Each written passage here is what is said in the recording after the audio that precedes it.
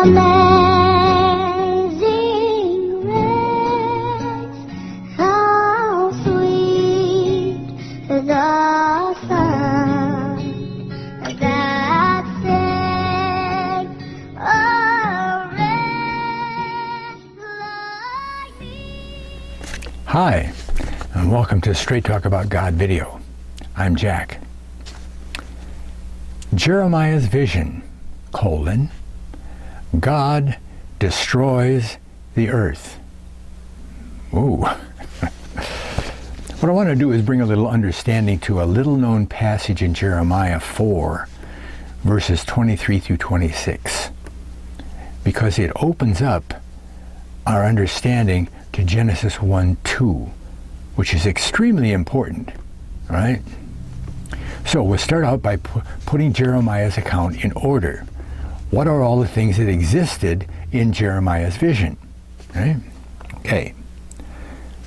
I'll quickly go through the whole passage here just to give you context. I beheld the earth, and lo, it was without form and void, and the heavens, and they had no light. I beheld the mountains, and lo, they trembled, and all the hills moved lightly. I beheld, and lo, there was no man, and all the birds in the heavens had fled. Verse 26, I beheld, and lo, the fruitful place was a wilderness, and all the cities thereof were broken down at the presence of the Lord and by his fierce anger.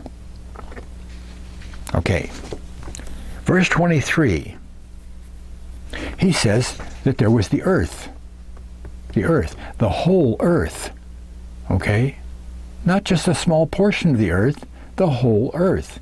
That's really important to remember as we go through here. The whole earth. Then he goes on to say what the earth looked like. Then in verse 24 he starts the description of how the earth got that way in verse 23. Right? So 23 says that he saw the earth. Okay, we got the earth. And it, quote, became without form and void. Became in quotes. You're probably already familiar with that phrase, right? Without form and void. It's the same phrase used by the translators in Genesis 1:2, isn't it? And the earth was without form and void, and the Spirit of God, and so forth.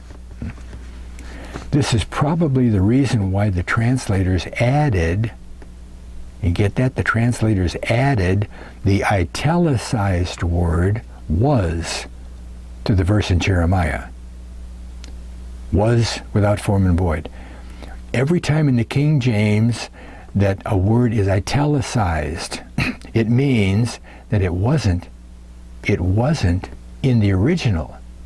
It was added by the translators. Sometimes it works out for good. Sometimes it's not so good. That's why you have to go back to the original language, right?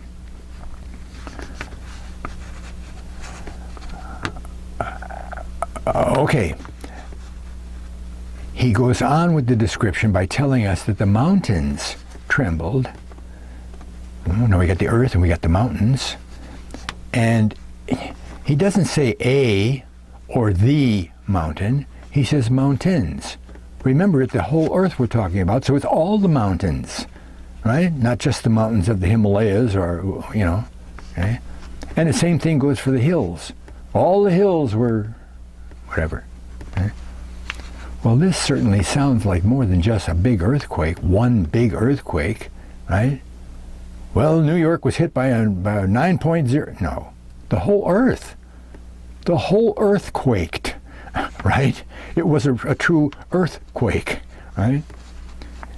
And in 25, he says there were birds. Birds were gone. Now, I don't know how he knew the birds were gone. If there were birds, if they were gone, they fled. Maybe he saw them fleeing, whatever, okay? So now we got birds, okay? Then in 26 he says, all capitals underlined, the fruitful place was a wilderness. Oh, now we got a fruitful place. And all the cities thereof, of that fruitful place, were broken down. The earth, mountains, hills, birds,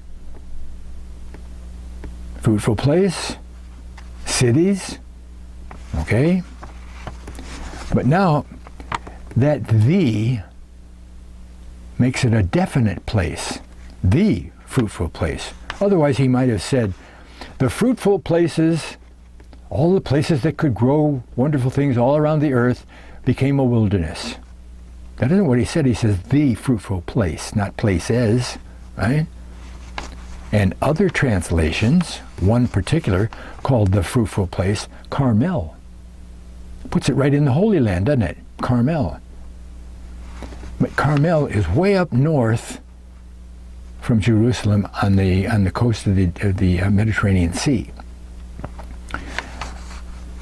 But I believe that it must have meant a general area of the Holy Land.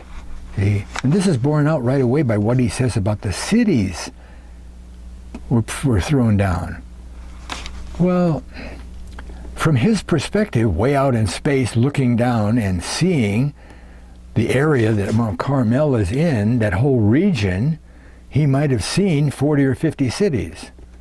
He might have only seen 4 or 5. But it wasn't just 2, was it? It had to be a larger region than just Mount Carmel itself, okay?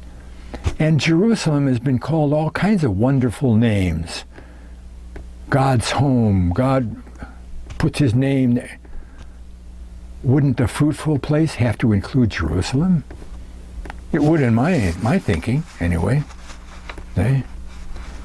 I think Jeremiah was actually saying, quote, even God's fruitful place was destroyed. Anything that was considered God's fruitful place. You know, Eden, right? Eden, right? And there was nothing left, right? Even the birds were gone, right? So that had to be a pretty intense cataclysm, right? I mean, he says in verse 23 that after that happened, the earth was without form and void, right?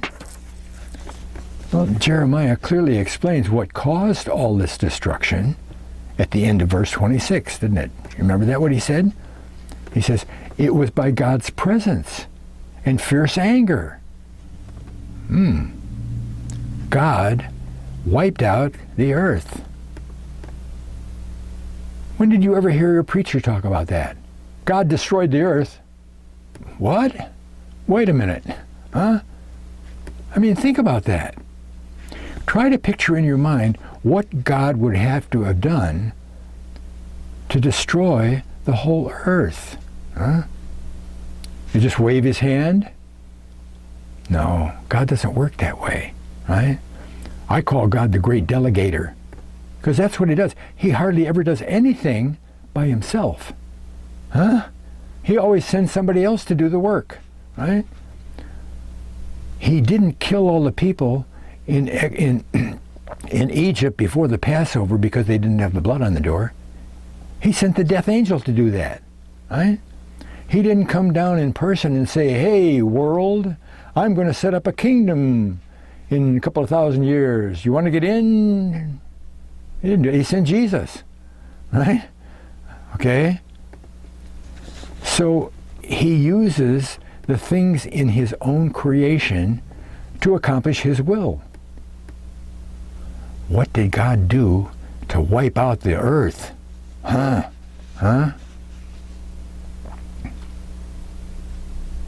But before we go on, I want to address that word was, okay?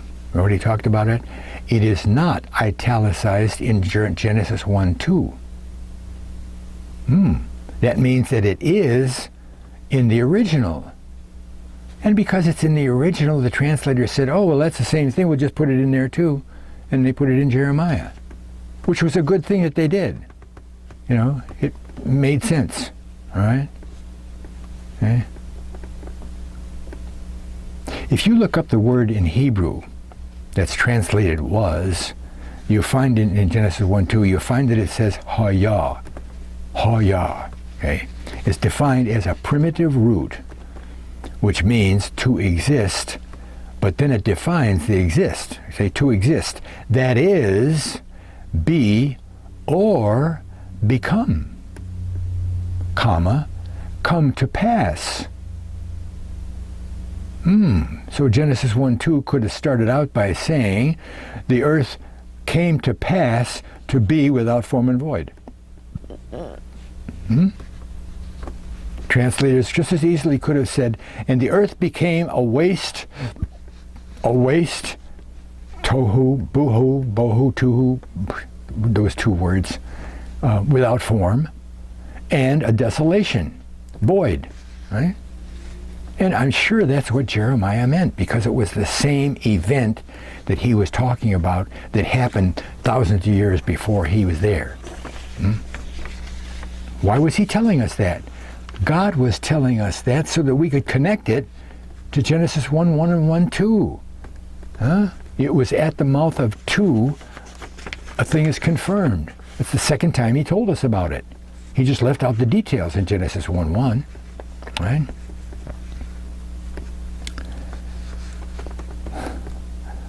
But the most intriguing part of Jeremiah's vision is in verse 25.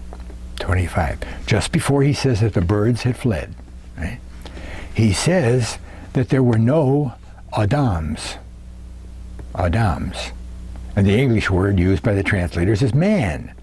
There was no man, he says. Well, the whole earth, remember? There were no human beings on the earth. There was no man, right? Because Adam, in Hebrew, Adam means human being. Adam wasn't Adam's name. It was what he was, right? His name was Fred, or I don't know. Okay. So Adam in Hebrew means human being. So Jeremiah said there were no human beings on the whole earth. That means that the cataclysm that Jeremiah talks about happened before God created any human beings. It all happened in Genesis 1:1. And then the wipeout happened, and he had to recreate the whole earth and then create people, right? And further, that means that there were no human beings. There weren't human beings in those cities. Oh, there were cities, but there were no human beings? Wait a minute. Huh? And all those cities were broken down. Huh? Don't we have to ask who built those cities and who used them? Huh? Lions don't build cities. Chimpanzees they're pretty smart, but they don't build cities. Whales, they're real smart. Can't build cities. Right? It had to be some kind of being, capital B, that had or wanted a place to work and be together. Cities. Not just one or two of them, a city. A city full of what? Sentient beings that had the physical capability of building a city. Angels. There were angels. In my other videos on the first Earth, I outline how God created the Earth and most likely the whole solar system before Genesis 1:2. Okay? The Earth of Genesis 1:1 was created after the basic universe. There were no human beings on Genesis 1:1 Earth. Right? God put some angels, as he did for the rest of the universe, put angels in charge of taking care of the Earth and the solar system, and he put Lucifer in charge of them, right?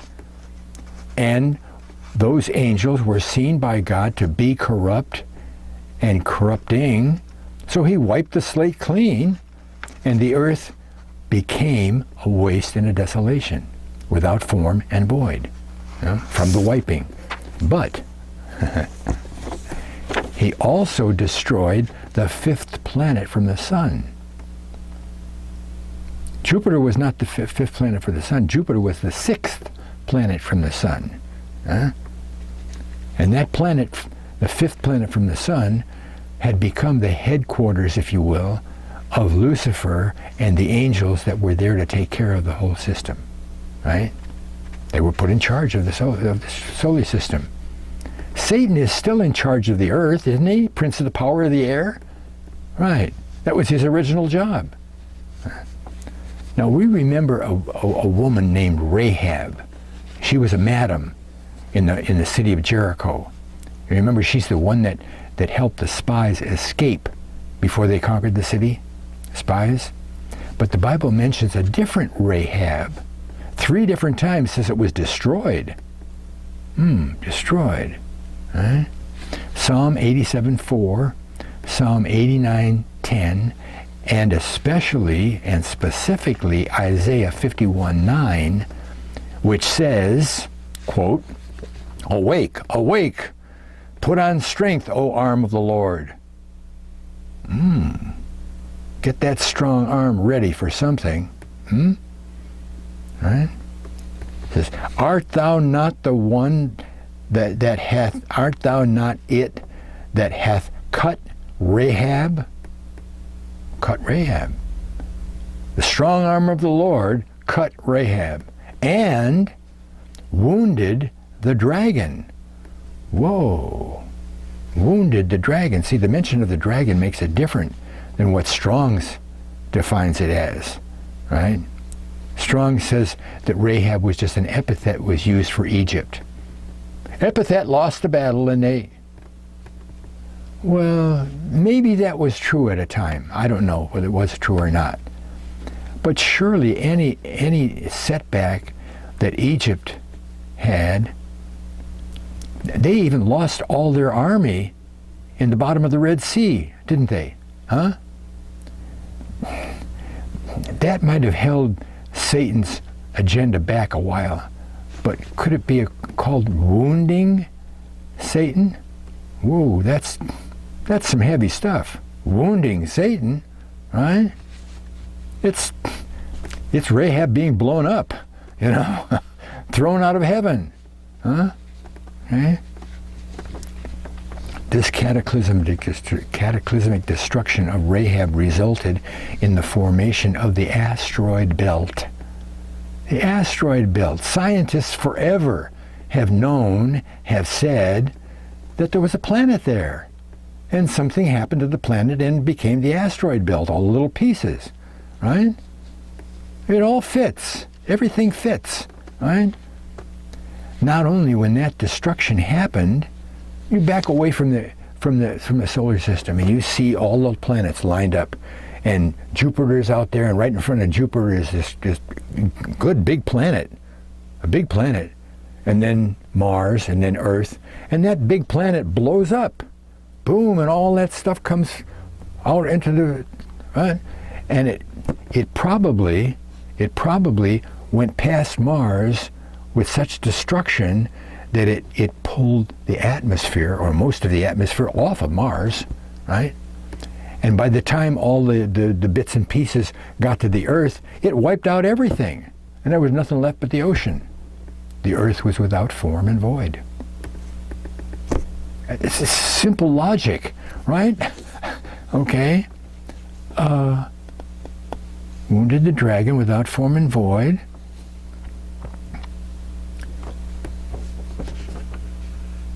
Now, just by way of confirmation, let's make sure that Jeremiah wasn't talking about some other destruction on the earth. First of all, we remember he's talking about the earth. Okay? Not one part of the earth, the earth. Now, what worldwide cataclysmic event do we know that the earth went through? Every ancient culture says there was a flood. The flood, right. The flood wiped everything clean. But it only wiped it clean. It didn't destroy, did it?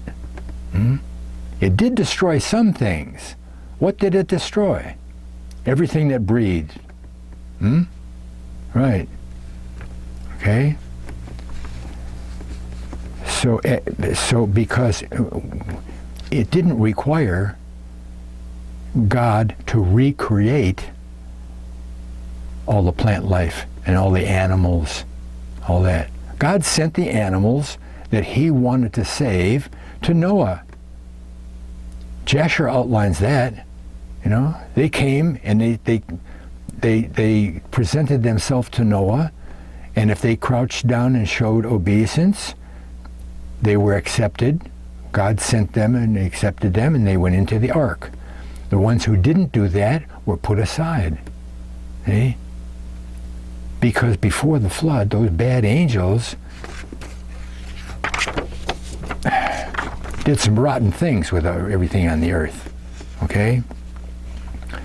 After the flood, God didn't say, "No, wait there while I recreate all." He didn't have to do that. Remember the dove that came back with the olive leaf in its mouth, in the beak? That olive tree made it through the flood, right? The trees didn't make it through the destruction of Genesis 1:1.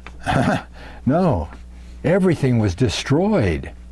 Everything, plants, animals, everything that was on, destroyed, nothing left, right? Now here's the grand insight we've already talked about, really, that God gave me about all this. You see, over the centuries, there have been endless controversy about whether or not there was a great gap of time between Genesis 1:1 and Genesis 1:2. And basically, that's what we've been talking about here, right? There was a gap of time when something happened, right? And the only explanation for that gap, and it's even called the gap theory, right? It's got its own name. The only explanation that I've ever heard was the fall of Lucifer. Jesus said, he said, Lucifer fall like lightning. That's pretty heavy destruction, right?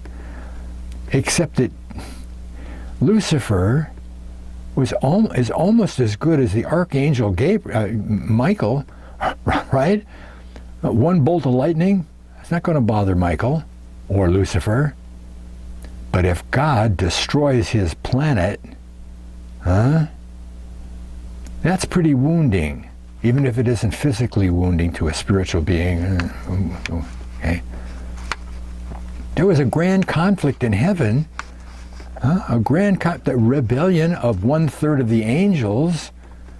There was a war in heaven, and God won the war. He said, boom. Okay? And then in Genesis 1:2, he started the recreation process after how many years of time, right? You see, but the people that explain that it was a great gap of time, some of them have used that to say, well, that proves evolution. There was enough time between there that evolution happened and the animals came back and the people, and that isn't what happened, right? But that isn't why it happened, huh? Why did it happen? Okay, see? And mostly that's where the explanation stops. But it's kind of broad brush and sketchy, and it leaves little holes that argumentative people who are egotistical and have to argue with everything you say say, well, that was this way. And whole long doctrines have been put in place, you know. But there's no more controversy available now, right? No more controversy. Jeremiah outlined the whole thing for us in chapter 4. He repeated the exact same description given us in Genesis 1:2. He then makes it clear that God was the one that caused that destruction. I've never heard that before. God wiped out the earth. Huh? And he makes it clear that God cast Lucifer out of the heavens. Well, he doesn't make that clear, but the destruction he does. You see, in Genesis 1:2, we're told what the earth looked like, not how it got that way. See, that's the problem with that. God left that out on purpose, right? What we have to ask, okay? Don't just accept that. We have to ask why. Why? Why did God decide to destroy every living thing on the earth? Animals and plants, everything destroyed. Look, the earth was a very beautiful place. It's a beautiful place now, if we get rid of all the destruction that we've caused, right? A very beautiful, it was the perfect, in 100% definition of perfect environment for the habitation of human beings. Even though there weren't any humans, it was the perfect place for humans to live. Everything was perfect about it, right? If you could back away from the solar system, out beyond the solar system, right, and look at all the planets and everything, you see the Earth. It shone like a star. It was bright with a halo of brightness, right? And what did the angels do when God created the earth, this wonderful looking thing? They sang.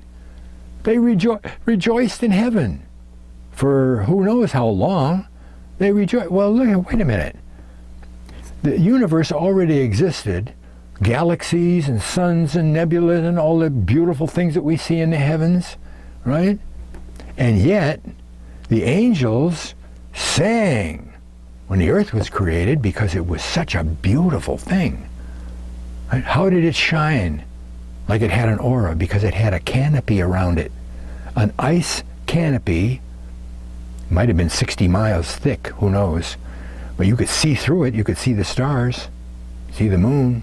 You could see through it. It covered the whole earth, except at the top and the bottom, where there's holes. You know, I think that was for better air circulation, whatever it was for. The result of this canopy was what it says in the Bible about the flood happening. He said, it was going to rain. There was never any rain before the flood. Well, what makes sense about that? Huh? You have to have rain. The plants needed water. They didn't need water. Plants don't need watering in the greenhouse because the mist, it says, the mist watered the plants. It was like a giant greenhouse. Perfect temperature all around, except maybe at the poles. 72 degrees or whatever it was. Whatever is the perfect temperature for human life. Huh? The air was so dense with gases that it was over 30 pounds per square inch. And today, when we don't have the canopy, it's only 15. The result of that is that the oxygen in the air was not only came in the lungs of things that breathe and the plants, the oxygen, it came in through your skin, right? Oxygen, there was twice the amount of oxygen in your body. And oxygen is necessary for healing and repairing and all of that stuff, right? It's one of the building blocks of life, right? Oxygen. We've been using, it's called hyperbaric chambers for decades, right? Hyperbaric chamber, you wheel a heart patient in on a gurney, right? And they close the door and they pump up the oxygen pressure in the hyperbaric chamber, and it forces oxygen in through your whole body, besides coming in when you breathe. And they don't walk out healed, but it sure causes a lot of healing, and they've been using that for a long time. That's why bears, they dig up a skeleton of a bear that's 15 feet tall, right? Right. Methuselah, he lived 969 years because the canopy made a perfect environment for human beings to live, right? The earth was a wonderful, wonderful place. It's pretty nice now, but not like it was, right? So we have to ask, why did God destroy it? This perfect thing, There's only one option, Only one option. It's something about the earth that God had created, get way off track, right? It didn't corrupt itself. God doesn't create stuff that corrupts itself, right? Something or someone had to affect the earth to make it so odious in God's sight, right? So far off track that the earth would be okay. God said it was okay to destroy it, right? It's the same reason that he brought the flood about, right? Because the bad angels mated with women and caused hybrid human beings, giants, 20 feet tall, and chimera animal, the lion's head with a goat's body or whatever. They corrupted all the DNA of everything that breathed, right? The only things that were left without DNA corruption were Noah's family and the animals that Noah took on the ark. Okay?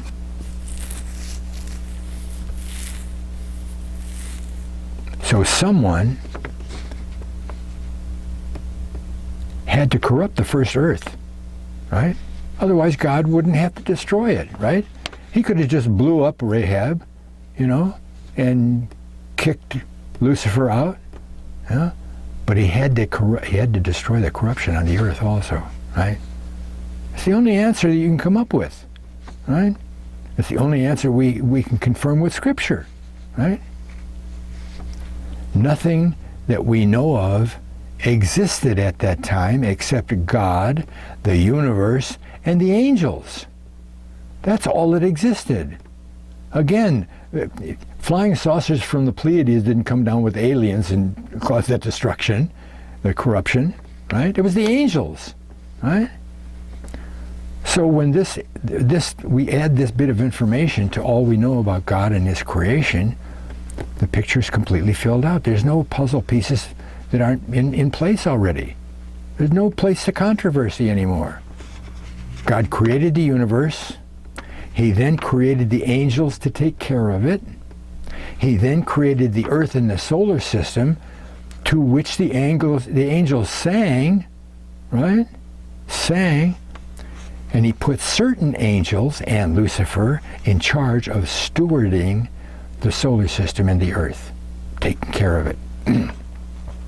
So that he could weed out certain angels that had a propensity to corruption.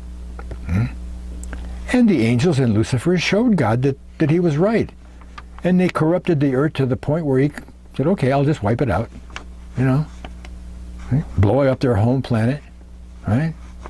And enough destruction to destroy the corruption that the angel has caused on the earth. And then he went to work recreating that perfect earth of Genesis 1:1. So it would be all ready for day 6 when he created Adam and Eve. Okay? Thanks a lot, Jeremiah. Thanks for watching. God bless.